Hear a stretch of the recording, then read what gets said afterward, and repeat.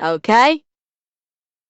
So chat, beloved chat, yes.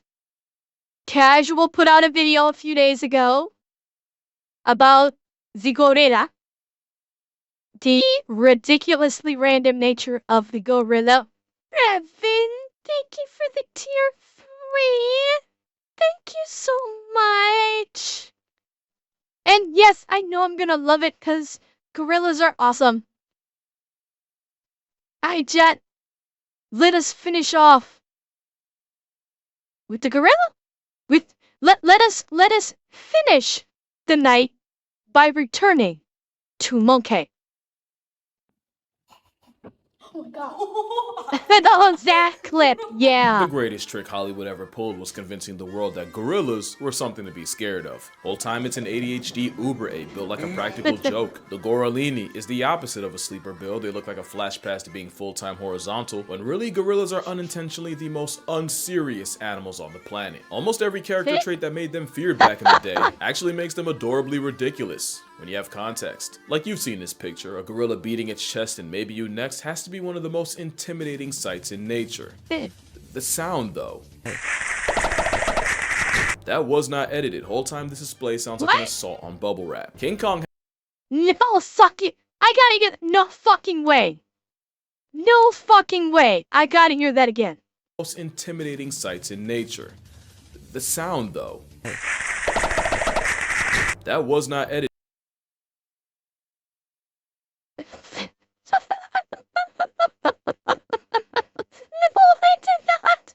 I did not know this. Oh my.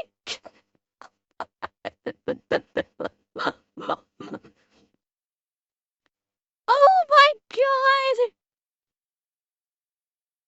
Oh, and it gets better. Oh, this is gonna be good.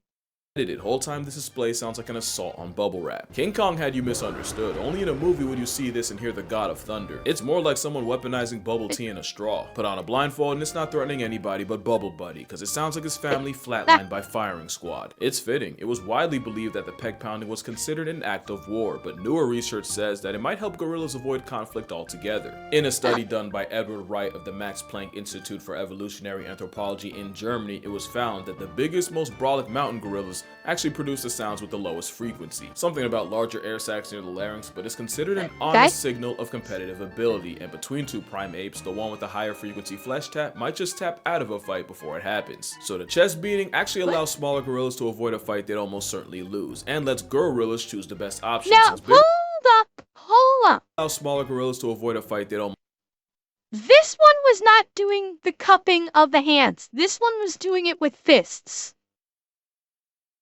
This is fists. The hands are not cupping the gorilla booba. It's not that young, though. That one is definitely using fists. Fight they'd almost certainly lose, and lets gorillas choose the best option, since bigger males tend to be the first choice for intercourse. That's gonna be painfully ironic in a minute, but we'll get to that bridge. The other thing that apparently terrified early explorers into introverts was their Close jaw enough, work. Zeb. Close Gorillas enough. have top 5 most inappropriate dental work for their profession, right up there with camels and the gelada monkey. It's almost Well, hang on. I never realized camels had these huge canine teeth.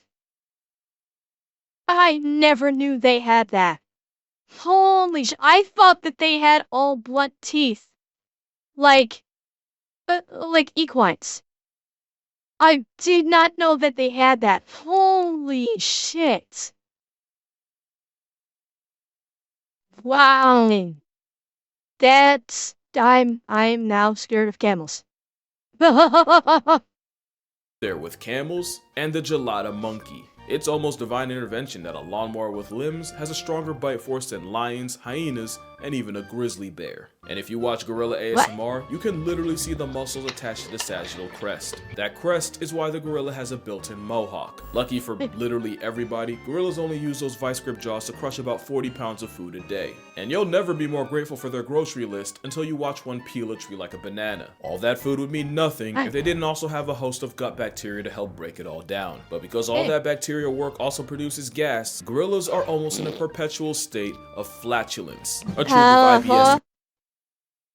Yeah, that's one thing I hear a lot about is like, why do you think that when you go to the gorilla part of the zoo, it smells eternally like ass?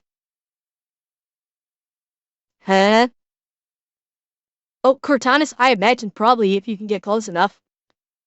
Yeah, I mean, think about the times that you've gone to the zoo.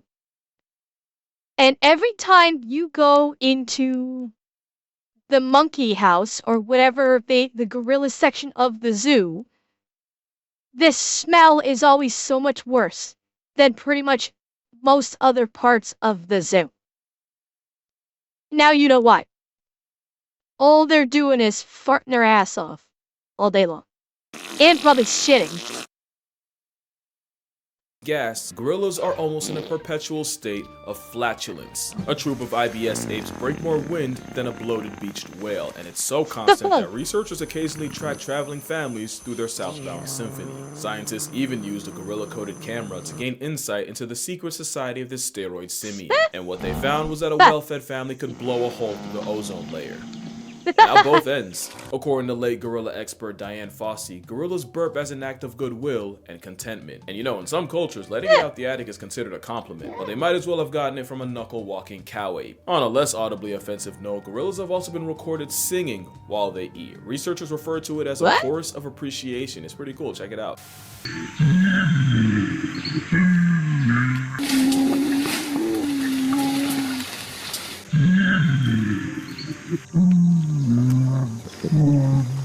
Basically living in their version of a giant gingerbread house has gorilla gang singing out both ends. It's also a fact that they sing louder when eating their favorite foods like this banana tree stalk. And the funniest thing is, in the wild, the lead singer is actually the silverback. Science says he uses singing, or well, more like humming, to tell the group when it's time to stop and eat. And you know the law, when silverback speaks, everyone listens, and when he sings, it's time for fixings. But I'm not hungry. Okay, jeez. It makes sense. Few things are more dominant than the lead silverback male. You know he's the one calling on. Okay. It makes Hang sense. on. Okay, Zat, can you imagine seeing this come running at you like this? It makes sense. Few things are more dominant than the lead silverback male. You know he's. And let's not forget, these things are fast. Like, gorillas, they're not slow. Due to their size, that's pure fucking muscle. So, they can book it. So, if you see a silverback coming at you full speed, you're shitting your pants for very good reason. The gorillas ain't the only one that's gonna have stuff coming out of the ass end. He's the one calling all the shots and making all the decisions for a troop of up to and sometimes over 30. One could say that is the peak male form. And you remember that painfully ironic thing I promised? Well, it's about that time, but before you judge me, I'm just gonna remind you that this is strictly educational. But I would feel weird if I didn't say this, so if you're a child, an adult with a child, or an adult who thinks they're a child, skip to this timestamp right here. Or don't, I can't stop. Alright, chat. Buckle up. Shit's about to get freaky.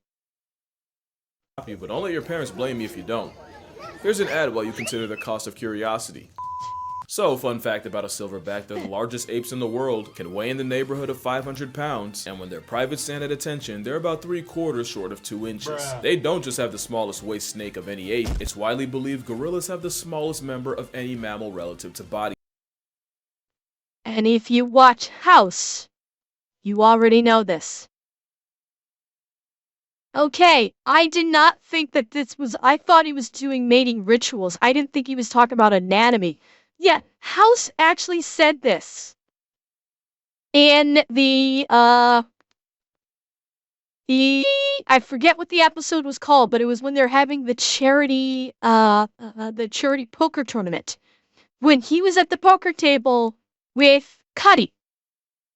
He was him and Cuddy were at the same poker table, and as he's doing up the cards, he says, "Did you know that in comparison to the size of its body, gorillas have the smallest testicles of any animal in the world?"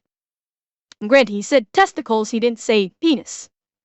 The penis one was reserved for the barnacle at the end where he was playing against Wilson, where he said, in comparison to its size, the barnacle has the largest penis in the world. But he did reference the gorilla's testicles, that in comparison to its size, the gorillas have the smallest testicles in the world. Which obviously would, comparatively speaking, would make also be the smallest penis.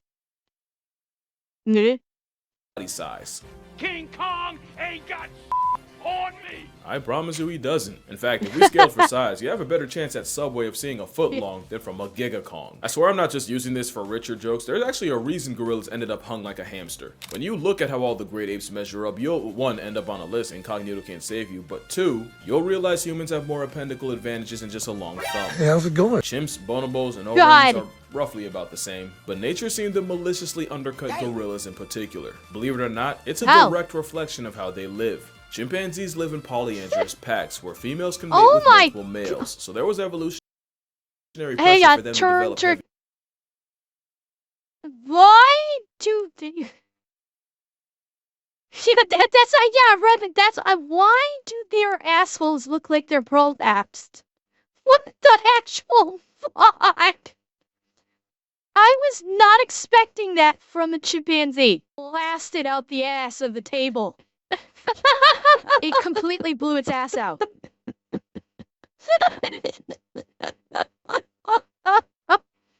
Oh God,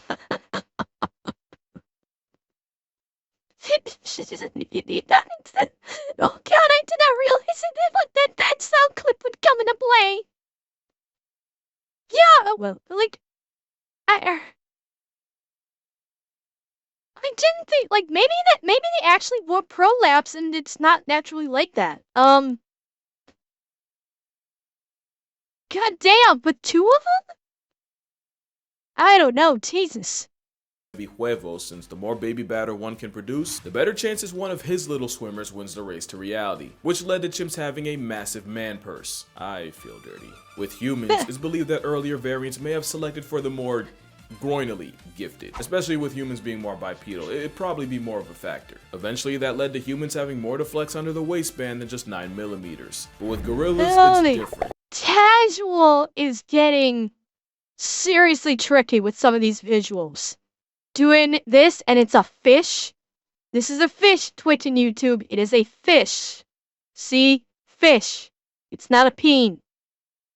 Millimeters. But with gorillas, it's different. They often live in harems where all the females in a group practice their multiplication tables with the one silverback, which means they didn't have the selective pressure of dealing with other males like chimps, or even the pressure of females having a choice like humans. Also, another theory is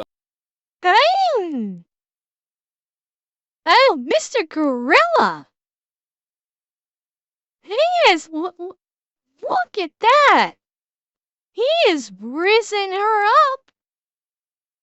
No, that's not boob injury. He is rizzing this one up. He's just like, how you doing?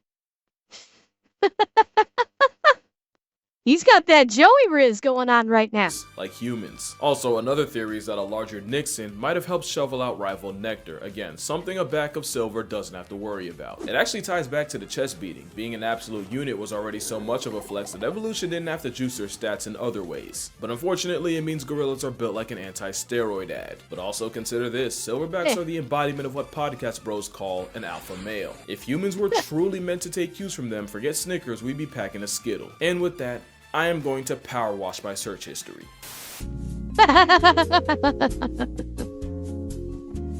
Also, silverbacks aren't the aggressive jocks that movies made them out to be. Turns out, they're a lot more involved in raising children than we thought. Research actually shows that if a gorilla were to lose its Thank mother, you, as long as it still Cortanis. isn't living off her milk, they still have an equal shot at surviving. It's cause silverbacks don't give child support, they are the child support. It's even been proven that gorillas are more attracted to the sensitive, child-nurturing males, and not really the aggressive bully types. Which is probably why they put up with so much disrespect, and why the father instinct might not just apply to gorillas. You might remember in 1986, a child fell into a gorilla enclosure, crazy how often that happens, and 400-pound Yumbo went over and tried to comfort the unconscious boy. Even when the boy came to and understandably panicked, instead of wilding out at the sudden disturbance, Yumbo calmly guided the other gorillas to a corner of the enclosure while first responders rescued the boy. Ironically, this was during a time the majority thought gorillas were bloodthirsty savages patrolling the underbrush of Africa. Okay. So, chat,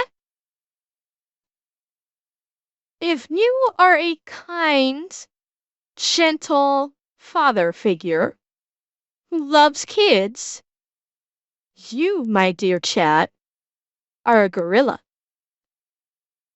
Eh? You can call yourself a gorilla if you're good with kids. And it ain't an insult. You could point to this video and say, I'm a gorilla, baby. Yeah, basically, McCarville, absolutely right.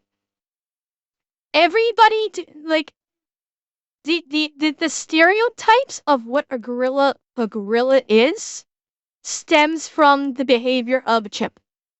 The chimp is the hyper-aggressive one. The chimp is the bloodthirsty killer, not the gorilla. The gorilla, unfortunately, was catching strays from the chimp's ass fatness. That literally could not have been further from the truth. In fact, it led to one of the most infuriating arguments I keep letting myself get baited into. Anytime someone brings up gorilla versus grizzly, all I can think is, you don't know gorillas, and you really don't know grizzlies. Forget bears, there's cases of leopards causing problems for a plus-size primate, with records finding past tense gorillas with puncture wounds around the head and neck. Now, leopard attacks on a full-grown male are rare. But if a 150-pound big cat is a genuine threat, a 10-foot, 900-pound revenant plot device would slaughter a roid monkey. And really, the more you think about it, the more disrespectful the question is. Y'all stay playing on a grizzly's body. Especially since the gorilla himself wouldn't even want that smoke. For all that bulk, they'd definitely rather run away than run a fade. Imagine thinking they can match up with a grizzly when gorillas can get humbled by a change in weather. And I just love that gorillas in captivity and in the wild have no problems playing in the water. But when it falls out the sky, it's suddenly unacceptable. Also, I don't know if you've seen that corgi that gave its owner a heart attack, until she realized the only victim was a jar of jam. Turns out gorillas might have done the same. Oh my god! I thought for a second I was fucked. I thought for a second I was fucked, and my channel was about to get nuked. Like, holy shit! That scared the hell out of me. And it was just a corgi that got into the jam. Heart attack, until she realized the only victim was a jar of jam. Turns out gorillas might have done the same to early explorers. One could only imagine seeing the blood-soaked fangs of this behemoth up close, only to realize gorilla grills come from the tannins in their diet, and for reference, tannins are the same ingredient that makes coffee bitter. And I think that's just gorillas in a nutshell. They look like they could do an absolute number on the human population, but I could not find one verified case of a gorilla murking a person. Attempts may have been made, but if you watch this video... Wait, hang on. What did that say? A 180-kilogram gorilla has escaped from its enclosure and run amok at the Rotterdam Zoo in Netherlands. Witness report seeing the gorilla, a dominant male, climb the enclosure's wall and apparently bite a woman, as well as injuring three other people. The zoo was evacuated as the gorilla was subdued. So I will betcha that the woman in question simply panicked, felt the gorilla push her out of the way, and went, "Oh my god, he bit me! 'Cause I'm an idiot!" I'll betcha. No, I betcha the gorilla just kind of nudged her out of the way when it climbed out of its enclosure, and this woman just fucking panicking when it just pushed her out, gently pushed her out of the way. I'll betcha she took that as, he bit me. I will betcha she probably didn't suffer any injury and just exaggerated it because she saw the giant fucking gorilla and panicked. But if you watch this video, you know she basically begged for it. Plus, it's captivity. In the wild, you actively have to try to get gorilla gloves put on you. They genuinely give you every possible warning before they do. And even if you ignore the chest beat, the flashing teeth, and all the other signs a gorilla might give you, usually the most they'll ever do is bluff charge. Now, let me not be ridiculous. A gorilla could absolutely turn you into a human jigsaw puzzle. And for all I'm talking, a bluff charge from a gorilla would have my soul pump faking the higher power. But gorillas got stuck with the monster label, which means it distracted people from the fact that they're the most unserious animals on Earth. What do I mean? Well, you remember what I said about silverbacks being fathers? Well, this is Hauko. Wait, did it crack on that one? Hang on. Did it crack? Teeth and all the other signs a gorilla might give you, usually the most they'll ever do is bluff charge. Now, let me not. Yeah, you're right. You're right. Yeah, it was right there at the bottom. Here and here. Yup, it cracked here and here. Wow. That may or may not have been a bluff charge. Might not have. All I'm talking, a bluff charge from a gorilla would have my soul pump faking the higher power. But gorillas got stuck with the monster label, which means it distracted people from the fact that they're the most unserious animals on Earth. What do I mean? Well, you remember what I said about silverbacks being fathers? Well, this is Hauko. Hauko is a proud father of 4 who loves nothing more than to play with his children. Problem is, sometimes his mate isn't too eager to let him rock with such a small baby, so in all of Hauko's infinite wisdom, he came up with a solution. He f***ing kidnapped her. Repeatedly. What? And yes, he did this with all his children, proving it really is a game to him. I'm sorry, you can't, you're telling me I'm supposed to be afraid of this? This is chronically unserious. But not unsurprising, gorillas have a genuine sense of humor. Had Marion Cooper have known, King Kong might have had a different storyline. Like Exhibit B, watch enough gorilla videos and you'll notice they have an interesting habit of grenading. As in, they'll throw something and immediately run away like Skeletor. Now you could argue it's a territorial, non-verbal way to tell humans to F off, but that goes against my narrative, so I'm gonna disregard it. Also, they've done it so many times exactly like this, it's like, how am I not supposed to see this as a prank? And if you need more proof, Coco, the sign language speaking gorilla, once tied her caretaker's shoelaces together and then signed the word chase. Now I know there's been a dispute as to whether Coco actually learned sign language or was just a master mimic that learned sign language the same way dogs learn words like sit. There's a much more nuanced conversation to be had on whether Coco is a genuine case of comprehension or just memorization and regurgitation. Who remember, I'm trying to remember what this gorilla's name was. Cause this was, I think this was back in the 80s, was it not? Coco, was this Coco? Was it? I wasn't sure if it was Coco or not. That basically had the kitten that she kind of adopted. It was Coco. Okay, did he? I missed it. I missed where he said her name. And Zed, I was about to bring that up. Is Coco? Yeah, Robin Williams met Coco Coco. Yes, and like she, what was it? He told the joke. Like Robin Williams like told the joke where he met Coco the silverback gorilla, and she like signed that that Coco wanted Robin to tickle her, and so Robin tickled her, and she reached out and grabbed both of his nipples and started dragging him into the back. It's like, oh god. And there's actual video footage of it. There is video footage. I saw it like a while ago. There is video footage of when Robin actually did meet Coco. It's out there. If you want to look for it on YouTube, you can look it up. It is out there. But that's not why I'm mentioning her here. It's because she was involved in one of the most absurd lawsuits I've ever read. Here it is. In 2005, 3 female That was it right there. In one of the most That's Robin. Absurd lawsuits I've ever read. In 2005, 3 female former staff members filed a lawsuit against the Gorilla Foundation because allegedly Coco was demanding that the workers flash her, and no, I do not mean with lights. According to Nancy Alperin and Kendra Keller, program director Francine Patterson told them that Coco had an obsession of the mammary variety and pressured them to expose their upper halves to the gorilla, even implying that their jobs would be in danger if they refused. They refused. And some of the quotes that will come out of this suit are almost too ridiculous to be real. Wait. at least 2 incidents in mid to late January 2004, Patterson intensely pressured Keller to expose herself to Coco while they were working outside where other employees could potentially view Keller's naked body. On one such occasion, Patterson said, "Coco, you see my nipples all the time. You're probably bored with my nipples. You need to see new nipples. I will turn my back so Kendra can show you her nipples." Oh my fucking god!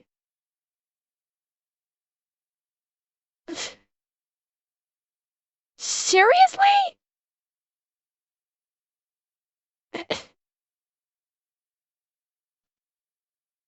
Why?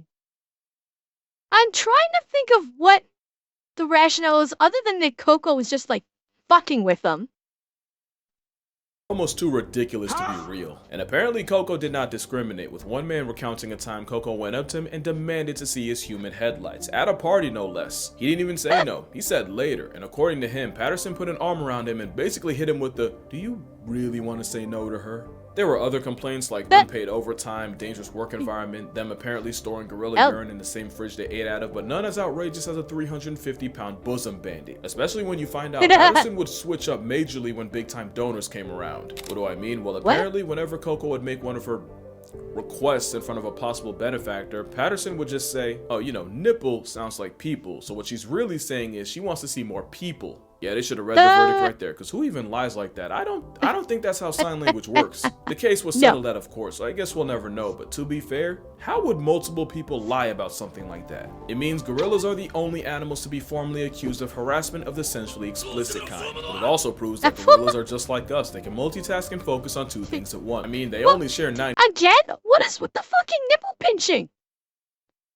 Also proves that gorillas are just like us. They can multitask and focus on two things at once. I mean, they only share 98% of our DNA, and for the loud minority that's gonna somehow take offense, or, you know, make it racist, because, you know, I read the comments. I challenge you to spend a day watching a gorilla and tell me it's not an impulsive human in a fursuit. Like, I bet half of y'all didn't even realize that's a gorilla walking in the background. Yeah, this was a pretty unserious video for a remarkably unserious. Oh my god! The gorilla's twerking. Chat. The gorilla is twerking. Background. Yeah, this was a pretty unserious video for a remarkably unserious creature, but the point wasn't really to Disneyfy a wild animal. That's arguably as bad as turning them into monsters. But there is so much more to gorillas than a fade with Godzilla or the US Army, and I kinda wanted to show that. Especially when you realize gorillas have been getting slaughtered for as long as we've known about them. For bushmeat, for trophies, pets, and sometimes just for the sport, so us calling them dangerous is kinda wild. But I get it. Talk is cheap when it's in front of a green screen. So if this video gets 200,000 likes, I will meet a gorilla in person. Somewhere. Or an orangutan, and that works too. But until then, drink water, hug your mother, never smile at a gorilla. Fun fact, clearing your throat sends a much better message. And I'ma see y'all in the next one. Oh. So you shouldn't smile at a gorilla. Interesting. Oh, that's a good shot. She's looking like dead at it. That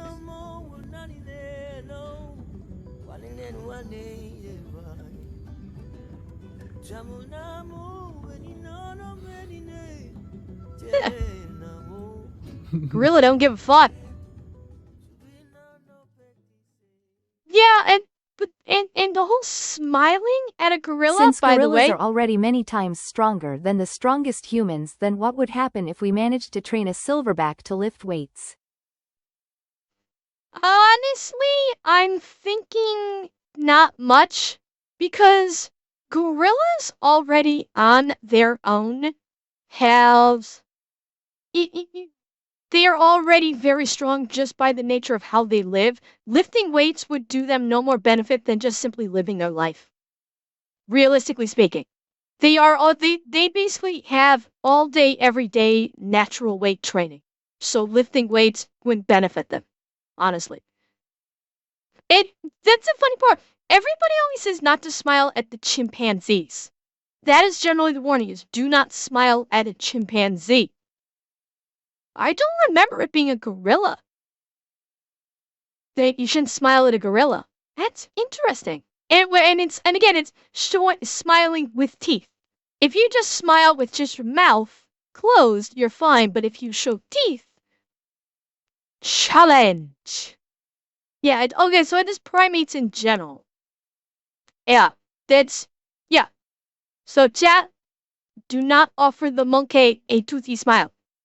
It may be the last smile you are ever able to give.